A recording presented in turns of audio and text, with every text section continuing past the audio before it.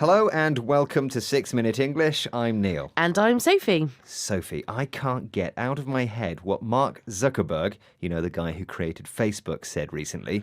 Oh, I know. He pledged, or made a serious promise, to give away 99% of his shares in Facebook over the course of his lifetime. The shares are currently worth around $45 billion. Why, oh why, did he decide to give his fortune away? It's puzzling me. It's an act of philanthropy, which means helping others, especially by giving large amounts of money to good causes. And philanthropy is the subject of this show. But don't worry about Zuckerberg.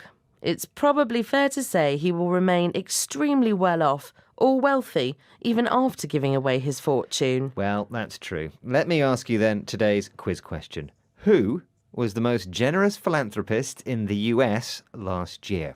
Was it A, Bill Gates, B, Mark Zuckerberg, or C, Warren Buffett? I'm going to say C, Warren Buffett. Well, we'll find out if you were right or not later on in the show.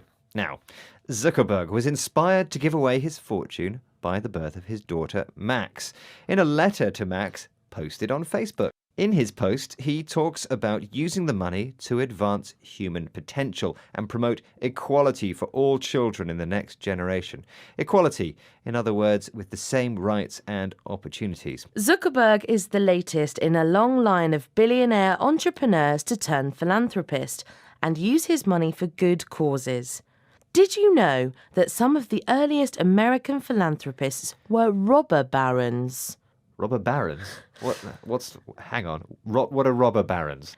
They're business people who use unethical or morally wrong business tactics to gain large personal fortunes. 19th century entrepreneurs like Rockefeller, Carnegie, and Ford were robber barons. They built up huge empires in industry, oil, steel, railways, and cars, and were largely responsible for transforming the United States from an agricultural nation into an industrial one. Henry Ford, he's the one who said you can have any colour you want as long as it's black. I like that kind of thing. Focus, Neil. Okay. But as the barons got older, they decided they wanted to give back to society and turned to philanthropy. Andrew Carnegie believes that wealth should be spent to make the world a better place. That sounds too warm and fuzzy for a ruthless or cruel robber baron. People change, Neil.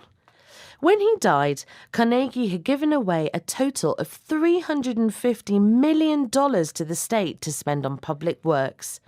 That's around $8 billion in today's money. Well, let's listen to Hugh Cunningham, a professor of history at the University of Kent here in the UK. He talks about what the average Joe, that's you and me, folks, thinks about big business and philanthropy today. The very word philanthropy does not necessarily have 100% positive connotations for the public at large, given where we are in terms of the public's attitudes towards big business or the banks and all that kind of stuff. So I think it's in everyone's interest to try and broaden out the concept of philanthropy into a wider notion of giving, making a contribution, making a difference. Yes, banks and big businesses can easily afford to give away millions of dollars for the public good if they choose to. But it's not so easy when you're an individual struggling to pay the rent. That's right, Neil. But a lot of people in the UK are super rich compared to those in the developing world. And we can make a big difference by donating or giving smaller amounts of money to help improve their lives. And that's what Professor Cunningham means when he says we should broaden out the notion, or idea, of philanthropy. It's not only robber barons who can afford to be philanthropic. Let's listen to Toby Ord, a graduate student from Oxford University, talking about how he makes a difference. I worked out that over my life I'd be able to earn about £1.5 million, and that I could maintain my current standard of living as a graduate student and still donate about £1 million of that.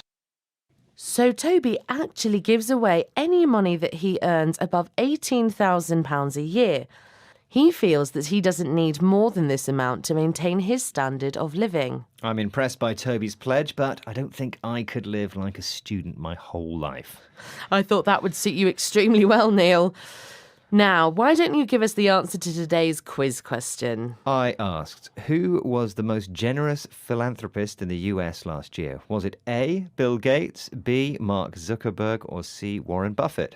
I said Warren Buffett. Ah, good guess, Sophie. Well done. Buffett, who made his $73 billion fortune from investments, donated $2.8 billion to charity in 2014, bringing his lifetime total to almost $23 billion, according to Forbes. That's a tidy sum, and that means a large number. OK, let's hear those words again, Sophie. Here they are.